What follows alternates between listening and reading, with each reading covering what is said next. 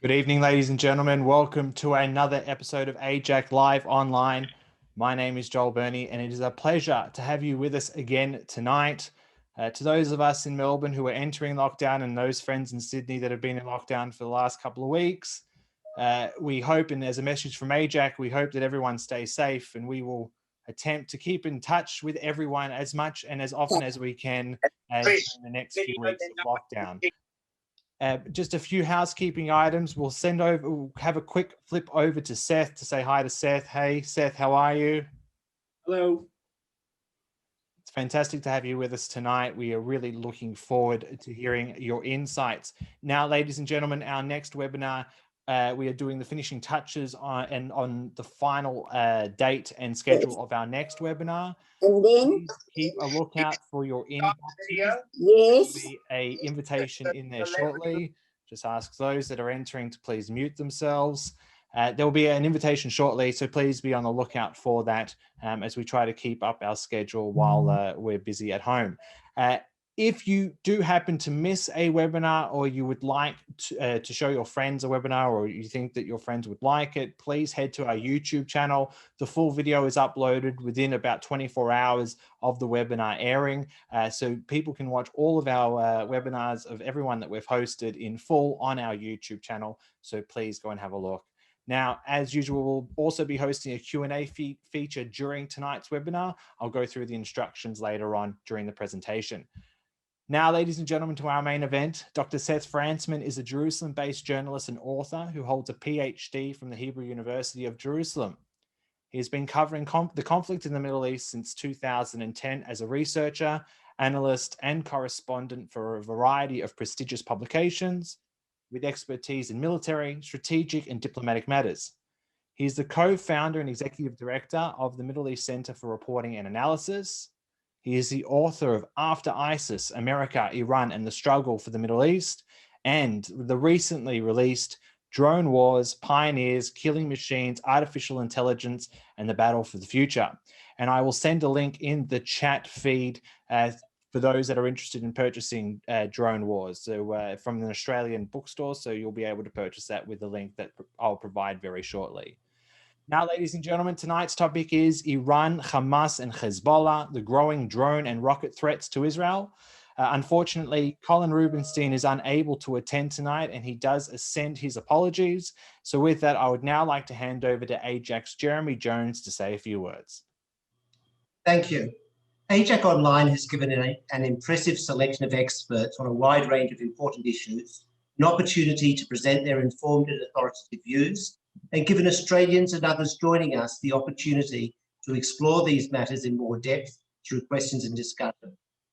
Seth Frantzman has earned a reputation as an astute observer, an expert documenter, and an essential reference on a wide array of matters relating to Israel and the wider Middle East, as he has cast his eye over the activities of major powers, aspiring regional hegemons, and non-state actors, and consider the challenges they pose to Israel. Tonight, we will hear from him on some of the most testing challenges before the new Israeli government. And I invite him now to speak to us on Iran, Hamas, and Hezbollah, the growing drone and rocket threats to Israel. Over to you, Seth. Well, great. Thank you so much for having me and inviting me today. As you said, I mean, there is a lot of going on in the Middle East, and especially in terms of the fact that there is a new government that has been in power for about a month. And that government, as most people know, is composed of a wide spectrum of parties. So I think that, it will have to meet the security challenges that we see. Security challenges, by the way, that have not changed dramatically in the last months, but that government, will have to address them, I think, in ways that will be different for it because of its coalition, but also will be entrenched in Israel's wider system, in the sense that, Israel has a national security policy, a defense ministry. Israel is in the midst, for instance, of a 5-year plan for the IDF of rapidly digitizing and making the IDF, one of the most lethal and precise and high-tech armies in the world. So there's a lot of things that are big, broad spectrum, I think, brushstrokes that are not changing at all in the Middle East. But I'm here to tell you that I think there are certain things we can look at, one of which we will discuss towards the end, which is, of course, a bit of my book. But the drone threats and the overall threats from Hezbollah, Hamas, Iran, I think are changing, and also the changes in the region would lead us to question, what might come next in some key places. So let's just take a quick overview of where we are. We know that Israel has had a war with a war with Hamas in May, and that was a difficult 10-day conflict in which, from Israel's perspective, I think from the military's perspective, it was what's called the first war that used a lot of artificial intelligence, and that hooks a bit in with our topic of drones. But in the wider sense, Israel did a lot of precision targeting there. However, from an international, I think, community standpoint or criticism, Israel was accused once again, of course, of killing some civilians. So I think that was a complicated conflict. And what came out of that conflict is that Hamas appears more cemented and stronger, not just in Gaza, but also in the West Bank a bit, because the West Bank, which is ruled by the Palestinian Authority, is going through its own internal crisis in which it's suppressing dissidents, and it has an aging leadership that's been in power, basically forever. So we have the fact that Hamas is, I think, has the chance to make a bit of inroads there. And on the positive side, we have an Egypt that helped to create a ceasefire between Israel and Hamas. So Egypt, I think, is playing a much more wider role in the region. And I think that's important to remember that for the last 10 years, since the Arab Spring, Egypt was much more focused internally, which means that Egypt was spending a lot of time trying to get off the ground from all the troubles it had faced during the Arab Spring and the protests and changes overs in power. It's only in the last few years that Egypt is now trying to project its power abroad, which means it's playing a role in Libya. It's playing a much wider role in East Africa, dealing with, for instance, a budding conflict with Ethiopia over a giant dam. And Egypt is also playing a much bigger role, it looks like, in the Gulf and in Iraq and Jordan potentially, because Egypt has been holding high-level meetings with the Jordanians and Iraqis about the idea that the Arab world, which was once led by Egypt in the 50s, Egypt would like to play a larger role in shoring up the Arab world. And it's important to remember that when we talk about the Iranian threat or Hezbollah or Hamas, all these Iranian proxies, or these groups that are linked to Iran, the real story is not just that Hamas now has 15,000 rockets, which is not good. It means that Hamas is as powerful today as Hezbollah was in 2006, which shocked Israel in 2006.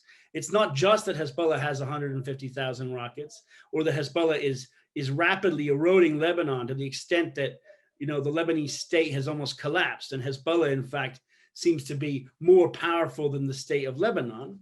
It's not just that the Houthis in Yemen are threatening Saudi Arabia, a country that is, has spent billions on military technology and yet is having a difficulty fighting this Iranian proxy. I think the real larger story, when you look at all these little points, is that, the Iranian role or threat to the region comes at the same time of a vacuum of Arab power, which means that, as we've all heard, I think, in science, nature abhors a vacuum, right? So when there's a weakness or a vacuum, something's going to come into it, and that what has come into it in the Middle East has tended to be Iran, and to a different extent, sometimes Turkey and sometimes Russia. And I think that the big story is that in terms of our large brushstroke, these Arab states like Egypt, the Gulf, and by the way, most of those Arab states are peace partners with Israel now.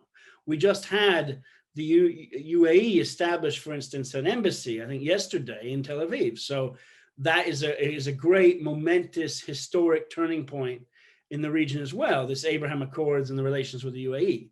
But it comes amid the fact that you have a decade or more of apparent weakness within the kind of Arab League and Arab state system. And I think that there is an attempt now to try to reverse that a bit.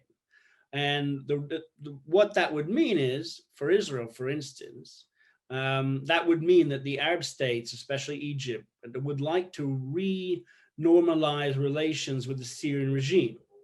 So for many people, they'll say, well, wait, That's the Syrian regime is the one that spent the last 10 years slaughtering 500,000 people. The Syrian regime is allied with Iran. The Syrian regime is the one that allows Iran to traffic weapons from Iraq through Syria to Lebanon. It's the Syrian regime, for instance, where Israel has carried out officially or publicly, more than 1,000 airstrikes against Iranian targets in those areas. So the Syrian regime is not only weak, but has allowed Iranian entrenchment to grow. Many people would say, well, then wait a sec.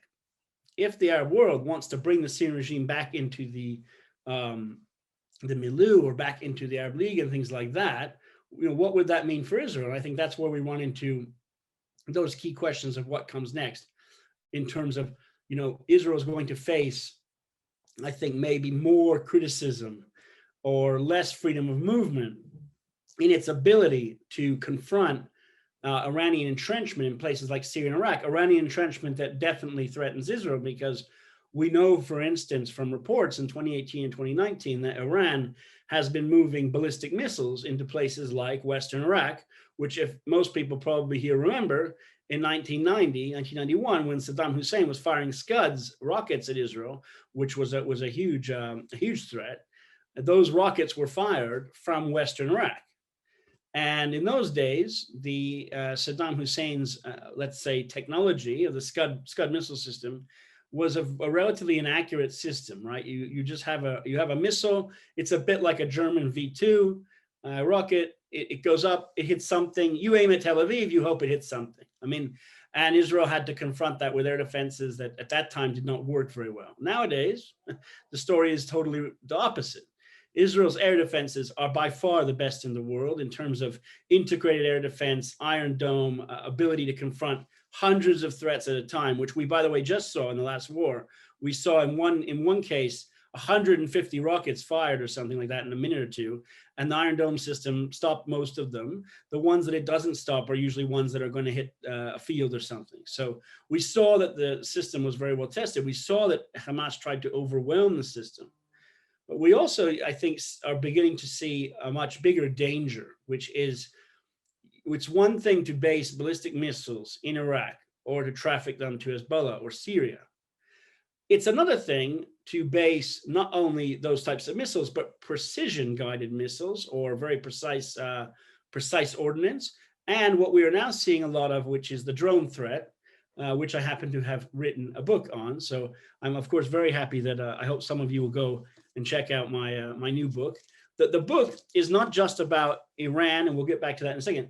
It's a book that starts with the discussion of how did drones even begin to appear. We all know about little quadcopters and DJI things, and we've all heard about American Predators and things like that.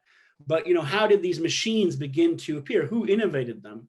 And the story that is fascinating is that it was Israel that actually pioneered and innovated and invented a modern drone warfare, because drones existed prior to the 1980s when Israel began to tinker with them.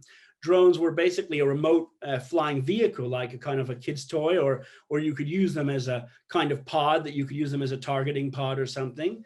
But what Israel did was discover that you can put cameras on the thing and you can fly it over Syrian air defenses, and you can use it to collect real-time intelligence, so that instead of sending your planes over the air defenses and having them be shot down, now you know where the air defense battery is, and you send in your planes to shoot down the battery.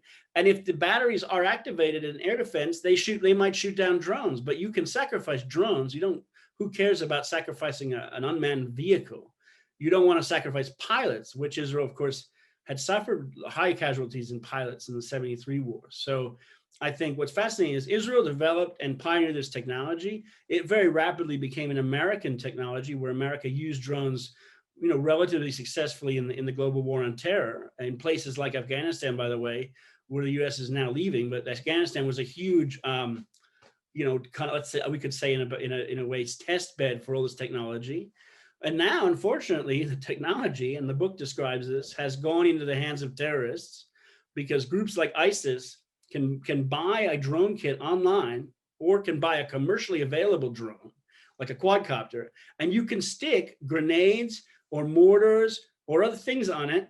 And not only can it drop them, but you can use the drone to fly into things. You could put a munition on it. You can fly it into a nuclear power plant, into electric lines. You can the number of bad things you can do with these systems is endless. And rich countries like Israel or Australia or wherever, all of our friends and allies, most of those countries, unfortunately, don't have usually quite enough air defenses and equipment to deal with the threat. It's not that the technology is not there. And I'll give you an example. Hamas has used drones for several years. In this war in May, Hamas, for the first time, used an Iranian-style, what's called a kind of a Babil-style drone, which is similar to what the Houthis have used in Yemen. It's a drone that is, let's say, a bit bigger than a person, a bit taller, with a wingspan that's also about the size of, I guess, of a person. And you launch it from a catapult. It's never going to return. That drone doesn't come back and land. It's a one-way system. It's like a cruise missile. You program it where to go. So you're not controlling it. You just give it a coordinates, maybe with GPS and a gyroscope. The drone buzzes around and flies into the thing. And you probably program it on a path to fly that might confuse air defense, because air defense, for instance, and radar, has trouble, for instance, seeing over a hill, maybe, right? Or radar and air defense might mistake a large bird for a drone. That's always going to be a problem if you're trying to use algorithms to detect something. Drones fly very slowly. So if you're looking for fast flying objects like a plane, you might not see it. So there's lots of question marks. Israel, of course, because it's a high-tech country that has been dealing with this, and Israel has been very worried about this threat, Israel's Iron Dome system was activated, and for the first time publicly shot down at least one of these basically Iranian-style Hamas-built drones. There were several that were shot down. Usually they're so slow that you can scramble F-16s to shoot them down with missiles, because the technology that Iran is using is very advanced, but it's not an F-35 advanced. It's not there yet. And drones in general are quite slow. Even American drones like Predators and things are not that fast. And by the way, the American Global Hawk drone, which is a huge surveillance drone that looks like a flying whale, that drone, which is worth like $200 million, was shot down by the Iranians in June of 2019. So even Iranian air defense can shoot down drones, because drones, even advanced drones, are not necessarily that stealthy or fast. Even when the Americans built a stealth-style drone in 2011 or so, it was hacked, and the Iranians were able to bring it down and then built a copy of it. So there is a real drone war out there, and I think that when we look at Hamas and Hezbollah and the Houthis in Yemen, the Houthis are, by the way, recipients of a lot of Iranian technology in terms of missiles and drones. It's known that the Houthis have probably acquired maybe a drone that can reach Israel. And again, when I say a drone, I really mean in this case more like a cruise missile, because you're talking about a weapon system that doesn't come home. It only goes one way.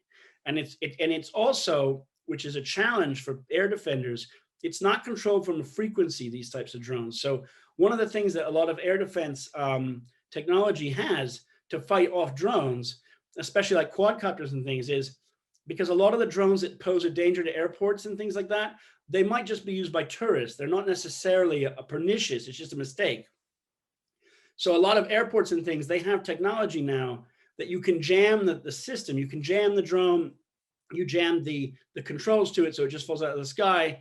And many drones, by the way, like DJI advanced drones, they're built in such a way that if it loses communications with the operator, it just goes back to the operator anyway. So you jam them, or you can use, nowadays, Israel, by the way, has pioneered just recently a laser to shoot down drones, although it's not operational. That system will come online probably with Iron Dome within the next few years. Israel will deploy apparently lasers to shoot down drones. You can shoot them down using microwave weapons. You can do all sorts of interesting things with them. So there's a lot of technology out there, but these groups that are backed by Iran, and I think that's part of the subject of today's discussion, is that Iran is a country that has pioneered this type of technology. And just like the missile technology I mentioned before, why does Iran like missiles and drones? Because Iran is a country that's been under sanctions for a very long time. Iran, by the way, its military technology, like its air force, a lot of the planes it has are from the time of the Shah, and they're actually American planes. Iran has not bothered to really revamp its much of its air force since that period, because it's often been under sanctions. So Iran, what's interesting about Iran is when the regime came to power, because there were American factories and things there, and American Bell helicopters were even being built there, Iran acquired some of the technology to build aeronautics and things at that time, but then it couldn't acquire more Bell helicopters. But what Iran did discover in the 80s, when it was fighting Saddam's regime, and Saddam had a lot of Soviet equipment, as people probably recall, the Iranian regime pioneered drones in the 80s to use them for surveillance and to take pictures and stuff, because they didn't have a lot of Air Force and military equipment. And there was a huge attrition rate among Iranian pilots because they didn't have enough pilots, they were being shut down. So Iran is a very smart, sophisticated country. And what it decided was, okay, we can't build the F-16s, but what we can do is we can build large toys that are kind of drones, and we can stick stuff on them. And over the next 30 years, Iran became very proficient at that and is now rolling out almost every few months a new drone. Not all of them probably work very well. Part of it's propaganda, but they do definitely have very sophisticated systems, many of which are basically copies of Israeli, Iranian, and other airframes that they've found or that they've managed to bring down or that they took pictures of. And that they've copied them a bit and then stuck things on them like missiles that look like an Israeli style like Spike missile or something. It's not entirely clear if all the things that they're doing work, but what we do know that works is they have used the drones to attack Saudi Arabia in 2019, a huge energy facility, AIJAC, one of the world's largest, and they used precision strikes with drones to attack it. It wasn't just a big chaos where they chucked a bunch of ordnance on it. They specifically attacked 4 or 5 places as a message to Saudi Arabia, listen, we can do this. And I think when you look at the threat to Israel that is emerging from Iran, we saw, for instance, in May, an Iranian drone fly in probably from Iraq, but through Syria into the Golan and the area near Beit Shan in northern Israel. It was shot down. But you have to ask yourself, what was the drone doing? By the way, Israel had shot down an Iranian drone several years prior in 2018 in the same place. So I don't think a country as smart and sophisticated as Iran flies a drone into the exact same place 3 years apart just for the heck of it. It's a country that is trying to test Israel's air defenses. It's a very smart country. It has taught drone operators from Hezbollah to Syria, to Hamas, to Yemen, taught them how to use the systems, how to build them indigenously, which is important, and how to arm them. And I think that what Iran is trying to do, it looks like, is trying to test Israel's air defenses to see what works and what doesn't. What do the air defenses see and what they don't? So during the recent conflict with Gaza, when Iran fired rockets at Israel, this was not just a salvo of a bunch of rockets, for the heck of it to see what happens. Hamas built an underground system called what Israel calls the Metro, an underground system of tunnels that ran for 100 kilometers around Gaza. And the system was apparently designed in such a way that you can put all sorts of rockets hidden underground in little areas that can pop up, and you can shoot them all kind of at the same time. And the system was developed to try to overwhelm Iron Dome and Israel's defenses. For instance, you fire 100 rockets at one place. And what the Hamas and its friends in Iran thought was, if you fire enough, the system can't shoot them all down. So they tried to do that. They also tried to target Israel's airports and other facilities that are strategic.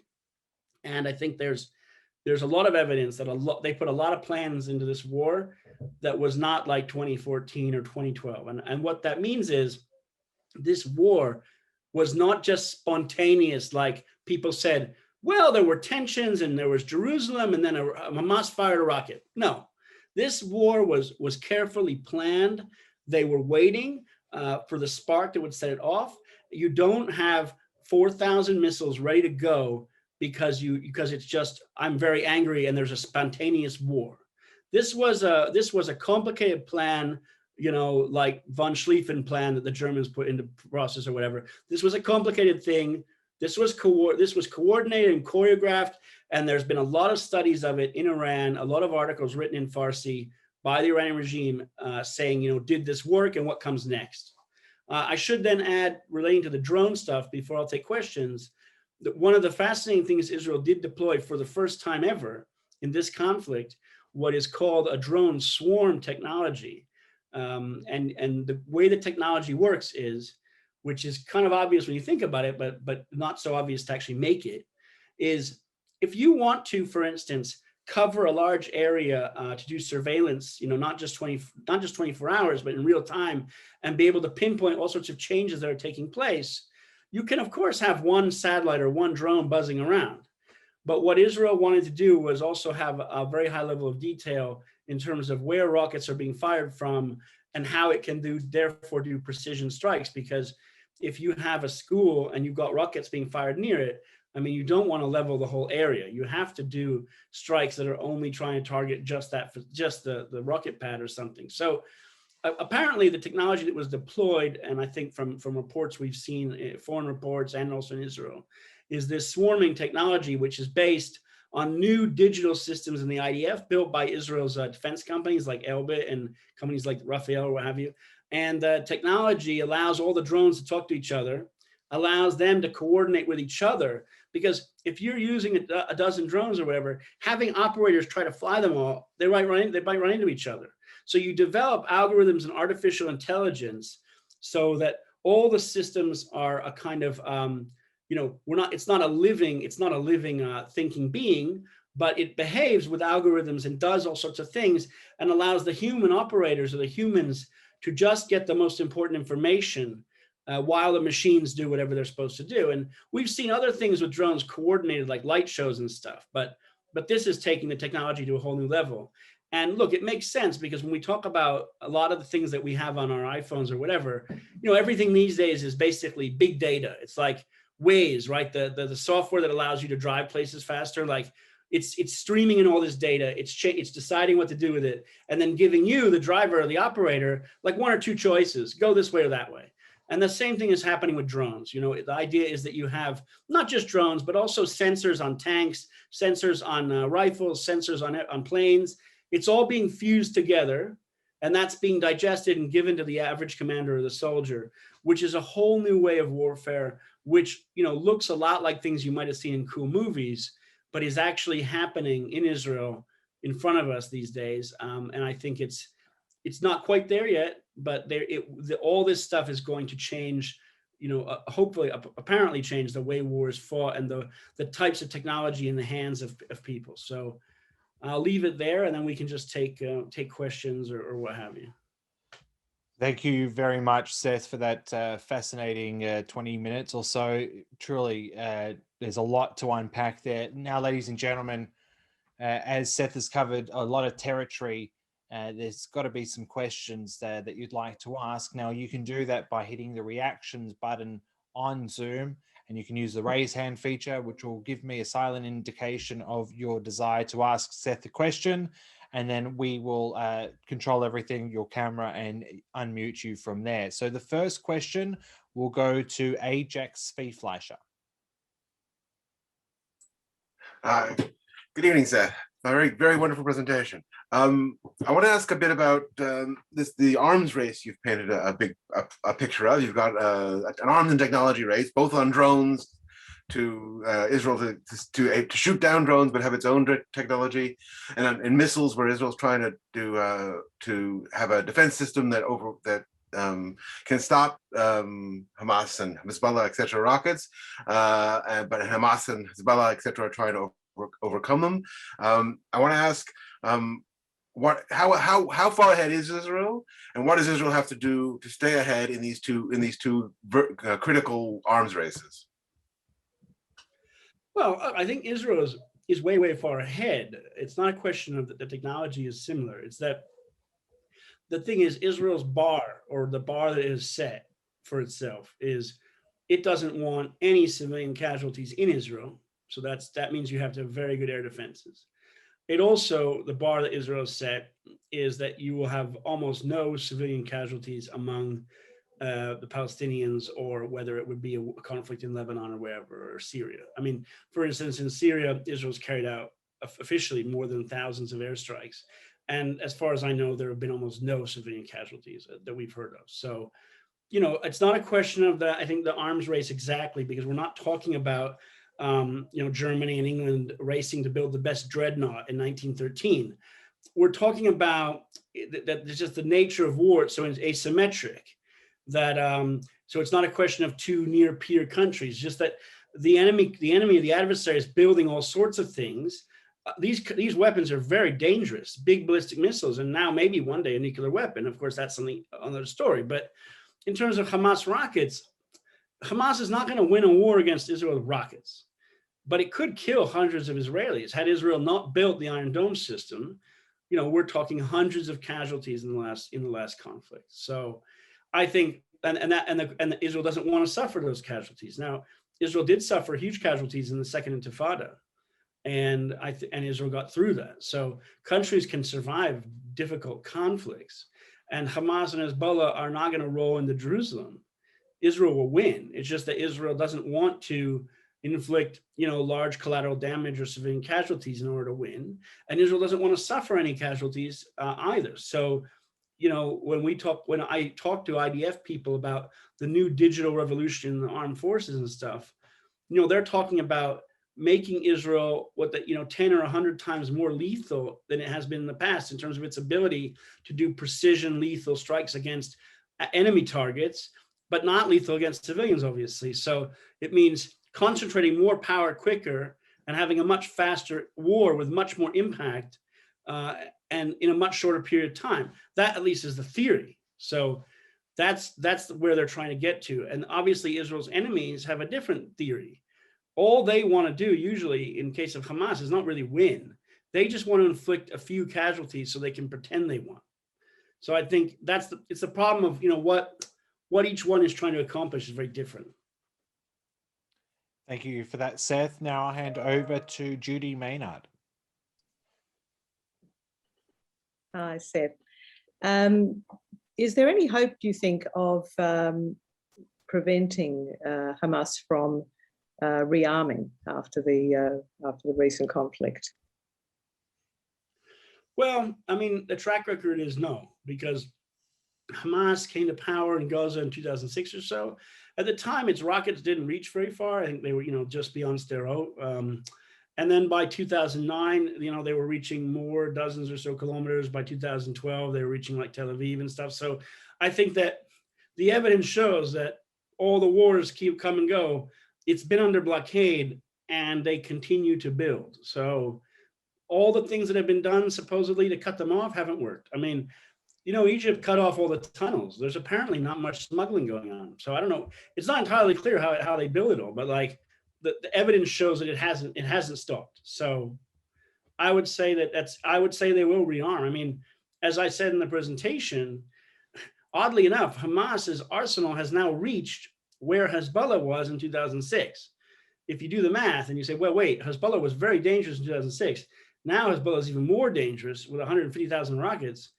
I don't know. Is Hamas going to get there? I'm not sure, but I think the evidence has shown that Israel has not been able to successfully stop them from building long-range rockets and also building larger salvos of them.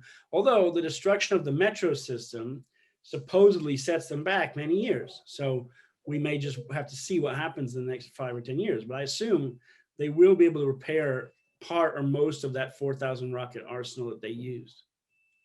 I actually rarely take the liberty to ask a question, but I might just add one on to a few comments that you've just made, Seth, if I can. You were talking about the threat from Hamas and the increased threat from Hezbollah. Do you think that the IDF can handle a multi-front war between Hezbollah in the north and Hamas from Gaza? Do you think that Israel can prevail? And do you think it will happen? I think, I think Israel, of course, Israel can handle it. I mean, I think that Israel handled a multi-front war in 1967. It's just, as I said before, it's a question of the fact that Israel will have to be prepared to suffer more casualties. Israel can handle it. I think Israel can prevail. I think that I do think it's a distinct possibility, because I think when you look at the last conflict, which in my view was heavily planned and choreographed, not just by Hamas, but also Iran. And we saw during that conflict about a dozen rockets fired from Lebanon and Syria into Israel. Israel did not respond. That was an attempt to provoke Israel into a multi-front war. So we already saw that. I think we saw the beginnings.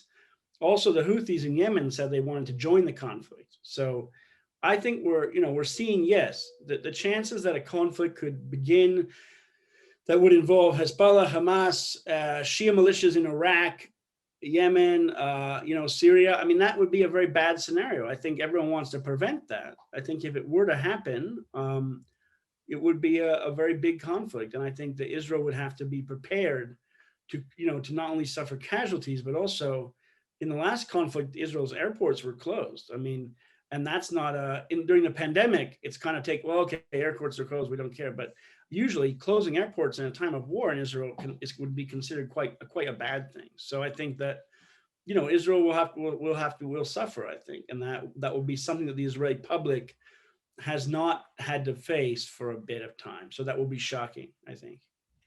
Thank you for that, Seth. Now I'd like to hand over to AIJAC's Aaron Shapiro. Hi, Seth. I wanted to ask a question about Israel's new national security advisor and what you think about what the pick means in terms of the Bennett government's views on the JCPOA and on how Israel is going to now act differently with the U.S. in terms of an endgame with goals in terms of the Iran nuclear deal and whether they'll go back to it. There are a lot of speculative things here, and I hope you could shed some light on that. Well, unfortunately, it's something that I don't probably know a lot more about than what you've just read and suggested in your question. I'm not an expert on the JCPOA. I mean, I've read about the Iran deal. I think the deal was not good, but I think that, in terms of whether or not that pick and whatever the past comments might be, and whether the government's trying to show that they want to coordinate more with the US and things, but at the same time, you hear from the government that they're ordering all sorts of new weapons in case they have to deal with the Iran threat. I mean, there's a lot of mixed messaging coming out. And when it comes to Iran stuff, I also feel that, look, there's a lot of messaging. Either, sometimes the message that you hear in the media is not what's actually happening. It's just that there's a trial balloon or someone's trying to send messages, I think it's very hard to know. I think it's just very, very hard to know what will Israel do? What will the Biden administration do? I mean, Israel is on record, I think, as saying, Iran cannot have a possessed nuclear weapon. It's unacceptable. It's an existential threat.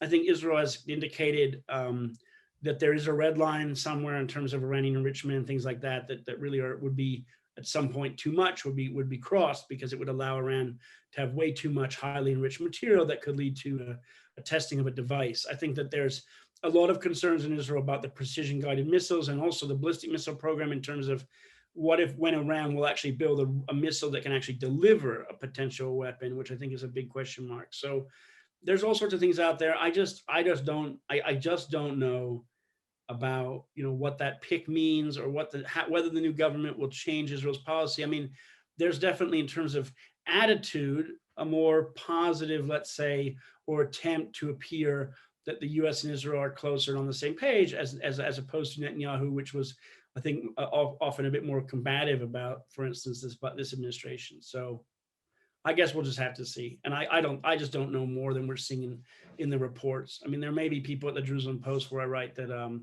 like Yonah Bob and other people who deal with the Mossad and deal with the Iran nuclear stuff, the negotiations much more closely, and would be better placed to answer it. Thanks, Seth. I'd now like to hand over to George Lukowitz.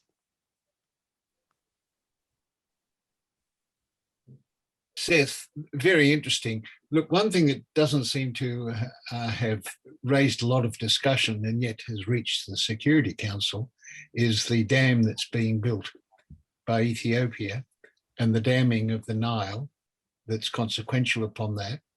And what I didn't appreciate previously was Sudan is also complaining their water is disappearing. For a period, there will be a drop in water as the dam, which is huge, gets filled. Is there any discussion in Israel about which side it's coming down on? I haven't heard much about it. I know the Ethiopian embassy in Israel has tried to put out statements or try to get journalists to be interested in this. My sense would be, given that Israel has new relations with Sudan, given the new relations with the Gulf, and given the importance of Egypt as one of the most important countries in the region and most populous, and a country that is a key partner, I would think that Israel would be wary of being on the Ethiopian side of this at all. So, I mean, Israel and Ethiopia have good relations, but I don't think it's an issue that Israel would have much role in or interest in. I think that obviously it is in the interest of everyone that there not be any conflict. So, as you noted, Sudan is very angry. Egypt's really, really angry. Sisi has been on a lot of tours now. He's been drumming up support all throughout the Horn and East Africa, wherever he's trying to get everyone on board. He's training with, they're training with the Sudanese now more.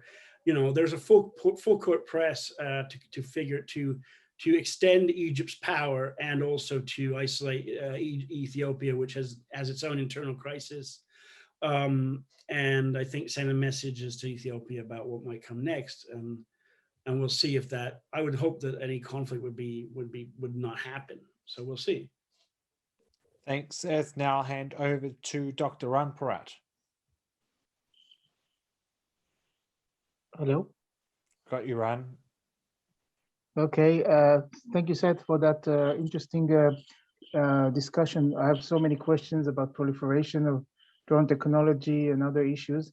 But if you can expand on the drones that people talk about less, which is non-flying drones, the underwater ones, the robot ones, and where does Israel versus Iran, where does that sort of ratio is, which one is more advanced in that context, and where does the advantage, where does it lay?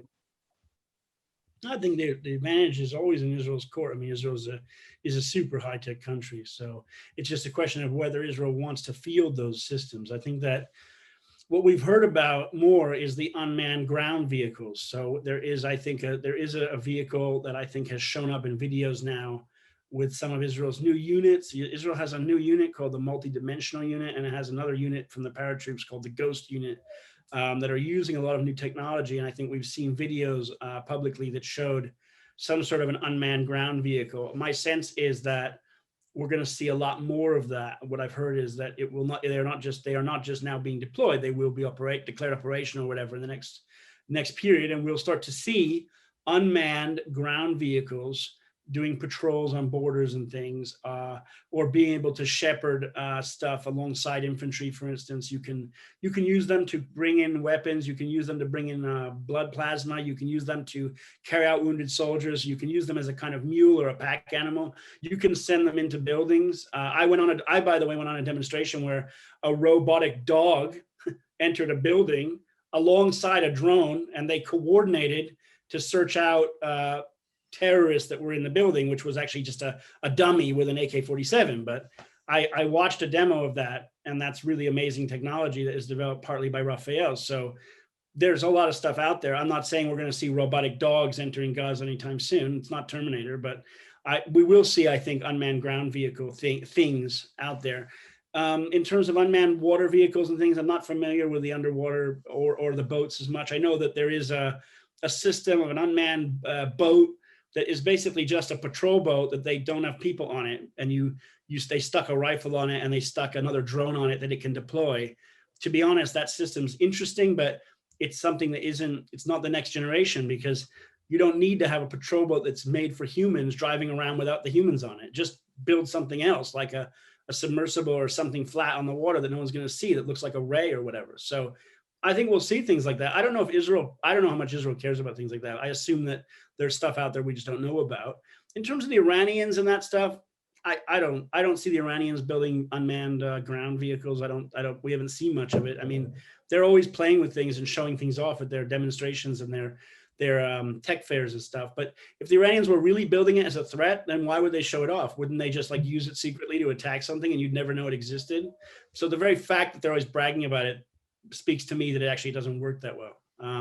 So it's because it's not clandestine. It's not even clandestine. So if they're building, if the Iranians are trying to build unmanned subs and things, I don't know. I don't really see it. I mean, I think that technology is dangerous, but I think the Iranians have difficulty just deploying regular blue water surface vessels, half of which seem to sink or blow up or catch fire. So the idea that they will develop, unmanned subs and weird things like that, and actually pose a threat beyond their own waters. I don't doubt that they can do stuff like that near their islands and stuff, but to get that all the way to the Red Sea or something, I mean, it'd be interesting, but I don't think they're there yet. Thank you, Seth. I'll now hand over to Gus Lira.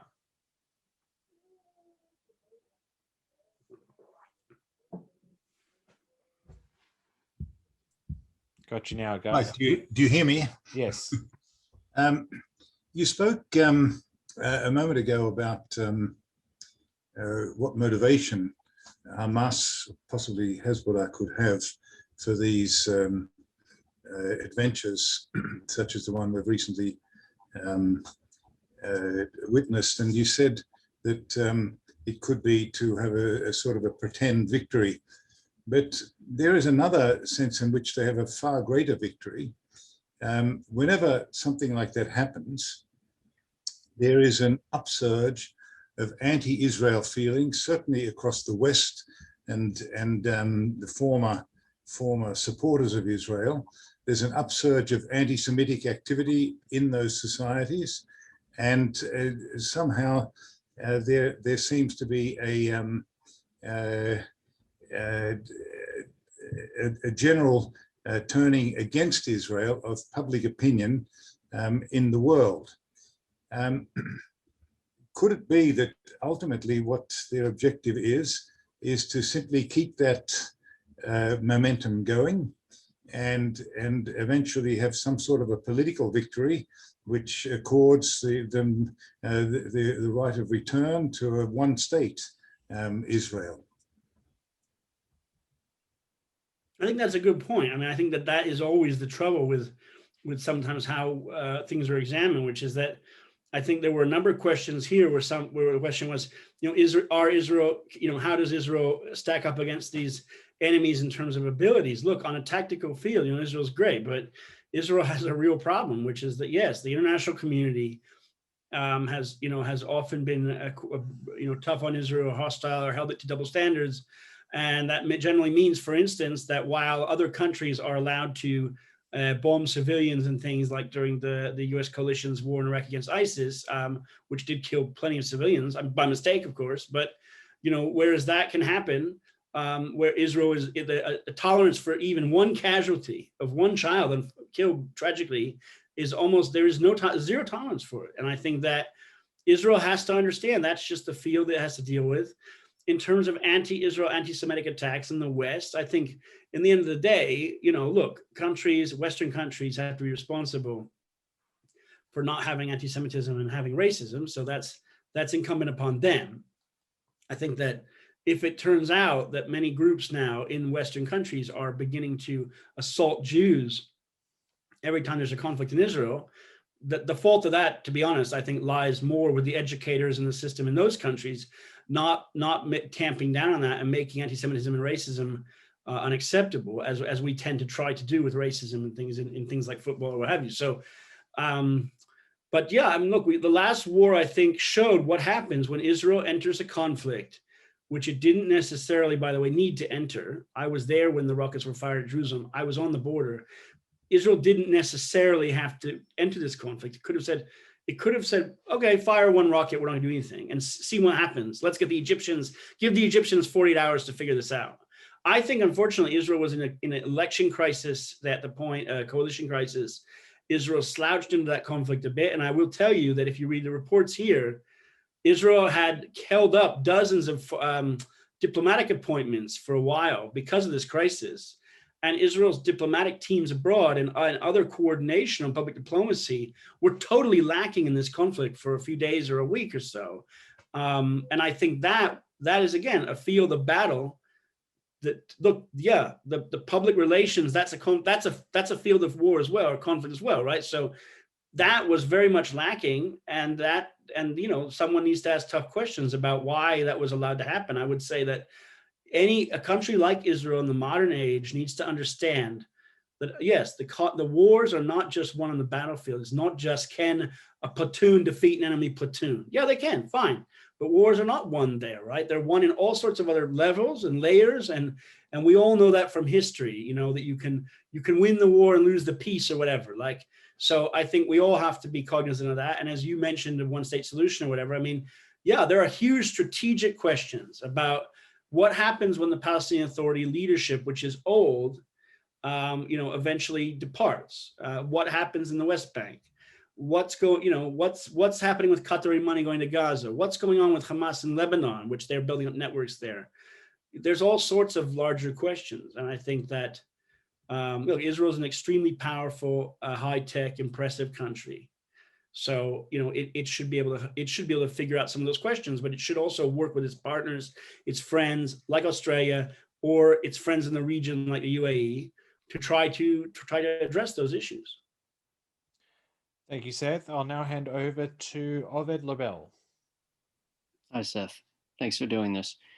So we've spoken a bit about Iran, and I wanted to ask about Turkey. So Turkey's become a major drone power, and I wanted to get your opinion on whether there's any scenario in which you could see Turkey helping Hamas develop their drones. And then secondly, how do you assess the renewed normalization noise from Erdogan now that Netanyahu is gone? Do you think that's going anywhere? Well, thank you. I'm glad you asked about Turkey, because anyone who follows me knows that I'm quite critical and tough on Turkey. So I didn't bring it up in this discussion because when you're dealing with the Iranian threats and the recent conflict, then you bring in Turkey, it gets all confused. Look, Turkey is a very important country. It was historically a friend of Israel.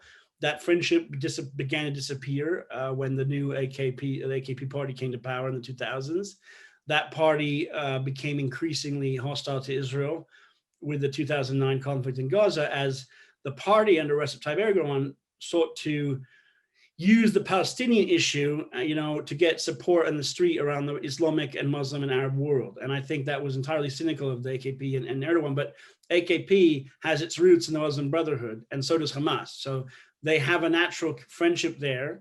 And much like, Iran uses the Palestinian issue, or Nasser in Egypt in the 50s did, this was a cynical attempt to do that. And I think, as we can see, Turkey is in a conflict with some other Muslim countries like Saudi Arabia a bit for influence in the Muslim and Arab world. So insofar as the Palestinian issue is important, therefore, to it, I think that support for Hamas is an ideological religious position of the current Turkish government, which and ruling party, which has massively consolidated power in Turkey to the extent that it's not quite a young one-party state, but it is very difficult for the opposition there. You mentioned the Turkish technology in drones. Turkey is a member of NATO, not always a very good one. It's also buying weapons from Russia, or S-400s. But Turkey is, I think, it's definitely building a lot of really interesting indigenous military technology, because it is weaning itself of the West as part of its own decision to become a regional power, and its own decision to ally and work with Russia, Iran, China, and other countries, i.e. not the West. So, and insofar as it's done that, it has built impressive drones. Turkish drones have fought in Libya. They've been involved in Syria and in the fighting the Armenians. And the drones, they're impressive, but they're impressive mostly in battlefields that lack air defense or very good air defense. Like, for instance, in Libya, the drones did very good against Russian Pantsir 22 systems. And I believe that, from my interviews, it's because the Russian systems were not manned very well, to be honest. It's not because the system couldn't shoot the drones down. They can. So Turkish drones are interesting. Whether or not I think it looks like Turkey is going to try to sell those drones to Ukraine and Poland and places. The idea that Turkey would traffic them to a terrorist group like Hamas, which Turkey does support, I think would be a bridge too far. Now, would Turkey be interested in technology transfer? I don't know. I mean, or money. I mean, I'd say fine. I would see more that Turkey's support for Hamas is kind of a yin and a yang with the Iranian support. And what I mean is, Iran does the guns and the dirty stuff and the terror money and the ideology and the bad things. And what Turkey comes in is it supplies the diplomatic and political koshering, as it were, of Hamas, and says, well, you know, Hamas was elected. You need to have it at the table. And that's what Turkey does. I don't, you know, so far Turkey has our armed military contractors and stuff. But, you know, Turkey is now trying to get involved in Afghanistan, and we'll see what happens with the Taliban there. There's a lot of interesting stuff it's doing. But Turkey so far, I think the evidence doesn't show that it does what Iran does. It doesn't really illegally transfer weapons to terrorist groups and then have those weapons be used against third countries that are members of a Western partner system like Saudi Arabia or whatever. Man, we haven't seen evidence that they've done that yet. So because I think Turkey's not ready to go all the way over to the dark side of doing things like Iran does. It's still a member of NATO. What it claims is that everything it's doing is just counterterrorism operations in Iraq or Syria or whatever. So it tries to kosher everything it does in the language of international legitimacy. And insofar as it hosts Hamas, it tries to do the same thing. Although the UK media has reported that Hamas planned attacks from Turkey. And obviously, given Turkey's very good intelligence systems, that would not be permitted unless someone had said, okay. So that, I think, is not a good sign. I do think that the recent 40-minute phone call with Israel's president shows that Turkey is at least hedging a bit on talking with Israel. And Turkey has sent the message of reconciliation 2 or 3 times in the last few years. Usually that was just total propaganda and nonsense because Turkey was trying to sabotage Israel-Greek relations and using reconciliation to do it. I think the evidence now is Turkey's being a bit more cautious and not talking up the reconciliation, but certainly is trying to do something that it had, you know, and see if it can maybe move the ball a bit in terms of Turkey's influence in the Palestinian Authority, because they just hosted Abbas. And I think hosting Abbas is a message that they didn't host Hamas this time. So I think they're trying to do a legitimate track of discussions about the peace process stuff. And we'll just see where that goes, because the Turkish government regime tends to do one thing that seems normal one day, and 2 days later say something totally crazy, like at the UN that, you know, Israel is Nazi Germany, which, by the way, Erdogan said that in 2019. So how can one day you call it Nazi Germany, the next day you're talking with them? Because the Turkish ruling government party tends to be a bit erratic, I think, in terms of its policy choices. Thank you, Seth. Now, ladies and gentlemen, we have time for one final question. And for that, I'll hand over to Jeremy Jones. Thank you, Seth. We've just had a situation where Australia's withdrawn from Afghanistan after a very extended stay. We lost lives there tragically. And now we are seeing a situation where Taliban are talking about their advances, and we're seeing a change there. Recently about what victory or perceived victory for the Taliban can have, the impact that can have on Hamas and Hezbollah. I just wondered if you could elaborate a little bit about it and explain your concerns.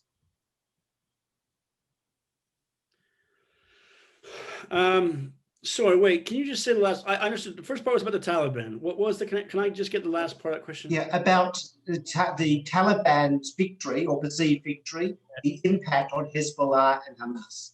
Well, that's important. I think that's a very important question. I wrote a piece about it a week or so ago, basically arguing that the Taliban victory is very, very bad, not just for Afghanistan, but for the wider world, because it sends a message that organizations like this, you know, can just take over countries. And I think yes, I think the message there will reverberate to Yemen and to Lebanon and places like that, and put a bit of wind in the sails of militant terrorist groups that basically are willing, as non-state actors or whatever, actually are trying to become a legitimate government. And I think we see that in many examples where the Houthis in Yemen call themselves the government, and Iran treats them as a government. And Hezbollah is the same problem. I mean, I think, you know, when you allow a group like the Taliban and all the Western countries just got tired of being there and say, okay, well, now I guess you can take it over, and we're just not going to say anything because it's a sunk cost or whatever. I think that it sends a very bad message. And it does look like, if I can understand it correctly, all the big countries like Iran and Russia and places like China and places like that and Pakistan in that area tend to all be talking or hosting the Taliban.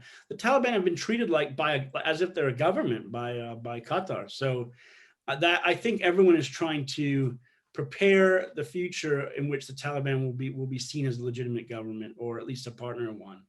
And that's very disturbing and bad. And I think that, yeah, it will have ramifications for increased calls to, well, we can meet. Why can't we meet with Hezbollah? It's part of the government. Well, why can't we meet with Hamas? And we're seeing already that which for 10 years or so was like, yeah, people don't usually meet with those terrorist groups. So it's not good.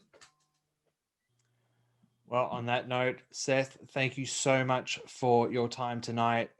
Ladies and gentlemen, we really were in for a treat. And Seth, you delivered in spades. You covered a lot of territory there. Ladies and gentlemen, you'll see the link for Drone Wars in the chat feature in Zoom. So please get on that and purchase Seth's book. It seems very interesting. I have no doubt it will be an interesting read. That's all we have time for. On behalf of AIJAC, again, thank you, Seth. Ladies and gentlemen, we will be in touch, so please keep a lookout for the next invitation, which will be in your inbox shortly. But for now, and Lockdown Melbourne and to Lockdown Sydney, stay safe, stay healthy. We'll keep in touch, and we'll see you next time.